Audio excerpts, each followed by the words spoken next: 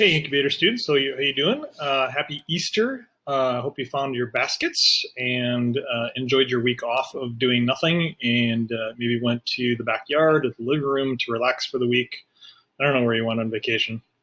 I went to the kitchen for a little while, and I also went to the front yard. It was pretty exciting. So here's what we need to do. First off, most of you got your work done from prior to spring break. There's a couple of you that did not. I will track you down and I will find you. So make sure that you get your work done and check Skyward. Skyward's always updated. So there's a few of you that might be surprised of your grade based on missing work. So check on that. What we're going to do is we're going to start the new unit on storytelling. This is sort of kicking off from what we did last Thursday prior to spring break on the Malcolm Gladwell TED Talk on spaghetti sauce. So thanks for those of you that did that, and for the couple of you that showed up on Friday afternoon for those extra points and discussion. So good job to those folks. So let's do this. So what we're going to do is we're going to talk a little bit about the construct of a story and what makes a good story and why they're important in what we do in our pitch, rather than just telling who we are and what we do. How is that different than telling a story to draw those customers in and really identify and help them connect with who we are and what we do? So a story by definition is anything that could communicate words, sounds, images, improvisation, or embellishment, anything that basically tells a lesson, entertains, educates, and most importantly, which is what you're doing, exerting influence. You're convincing them through the course of the story that your product or service will help them in some way, solve a problem, whatever the case may be. So that's sort of how that works. And in reality, your story, your pitch, call it your elevator pitch is a story. We'll do all three of these. It should be entertaining, it should educate, and convince them to do something. When we work through these opportunities, we want to be able to convince investors to back your ideas, and they're going to be more likely to do so if they have some sort of connectivity, if that story is memorable, if they're drawn in and they can attach themselves to it, if they can identify with it. It also gets your coworkers and employees excited and activates and cultivates your customers, right? So you need to have a really good story for your business, and every business has got a good story. Some just suck at telling it, of getting those investors involved and getting those customers involved. So we watched this last week before break, right? The spaghetti sauce TED Talk, which really is just sort of a mind-blowing concept of like, holy cow, like how many hundreds of thousands of or millions of customers didn't know that they wanted different spaghetti sauce, and the millions and millions of dollars of revenue that were generated because of this construct, right? That people didn't know what they didn't know. And we work through this, and we think about what Prego then did, and they came up with the different, 36 types of spaghetti sauce that helped them sort of revolutionize the market. Now you look at sodas and toothpaste and all sorts of, just a ton. Even cars have got how many different varieties? Just Google General Motors and take a look at all of their different brands, and they're all built for different subsets and different customers that might want different things. So as we work through this, Campbell, which is what Malcolm Gladwell was talking about, really talked about the hero's journey, right? If you've seen Star Wars, this is the hero's journey. The Lord of the Rings, hero's journey. There's all sorts of Harry Potter to some extent, right? All these are hero's journeys, as there's an initial call to an adventure. There's some sort of an aid or a supernatural aid. There's some helpers and mentors that come along. There's challenges and temptations. There's the struggle, right, and the abyss. And then ultimately there's the rebirth of this, transformation, atonement, and then return, right? And then many good stories like Harry Potter do this 7 times. Every movie is one of these things. There's a struggle and there's all sorts of things that are happening, and then eventually there's resolution at the end. That is a good story. That draws you in. That is memorable. And you can do that with anything. You can do that with spaghetti sauce. It doesn't have to be magic, right? It just has to be memorable. So as we think about this, we think about what's called the basic storytelling structure, all right? And let's go through this quick, and then we'll talk about that in relationship back to the spaghetti sauce. So step one, we figure out who are our characters, right? Who are you talking about? In the case of you, it is your persona. It's the customer that you came up with. Those are your characters. What's the setting? How does that character fit into the setting? Why are they there? Why is the character and setting connected, right? What's the struggle? What's the problem you're solving, essentially, right? So at what point does that struggle become something that's a hindrance to that person, to that character? And then what do they do about it? The character's insight, number 4, how do we deal with the turning point when those characters solve those problems? And then 5, the resolution. And we solve that problem. Let's take a look at, I'm just gonna bring up my notes here. Here we go. So in this case, these notes carry us through what Malcolm Gladwell, which we learned about last Friday before break in spaghetti, that TED Talk about spaghetti sauce, walked us through that same scenario. So the characters, Howard Moskowitz, that's the guy that Malcolm Gladwell is talking about, the guy that figured out all the spaghetti sauce stuff. When, the setting, 1970s and 80s food industry, talking with Campbell's Soup, who owns Prego.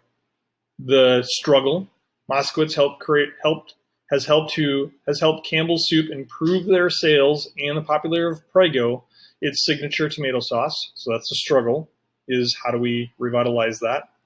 The insight learned, Howard created a vast variety of spaghetti sauces based on his research to gather comprehensive data and find gaps of areas of possible growth. That's the insight. What did he learn, right? The last one, resolution. They figured out that Prego could serve a heretofore underserved segment of the customer base, thus Prego became sauce embraced variety, leading to more profitability. So that is your storytelling structure for the TED Talk that we watched prior to. If you didn't watch it, go back and rewatch it. If you don't remember because it's been a week, again, go back and rewatch it. It's good. So let's continue on. What does that mean for us? How does that storyteller fit in, right? So we think about, is the storyteller the main character? If not, why is the story being told, right? Why are you there? Why are you listening to it? What's the function of the story? Is the goal of the story to entertain, influence, or inform? And if the story has a lot of goals or multiple goals, what are they and how are they related, right? So this honestly really just want to have one problem. That's why we focus on one simple thing that we're doing as we're building our product out, and then we can add things later.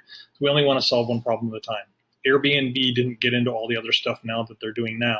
They started out with just the housing, just the thing. Now, because of the COVID virus, they're now doing virtual experiences that people are buying. You can go on a virtual trip through Airbnb, and that all started within the last 2 weeks, right? That didn't happen all initially, one thing at a time. And then let's think a little bit about the advanced storytelling. So a 5-part structure is pretty simple. You can get more in depth, and here's a link to that.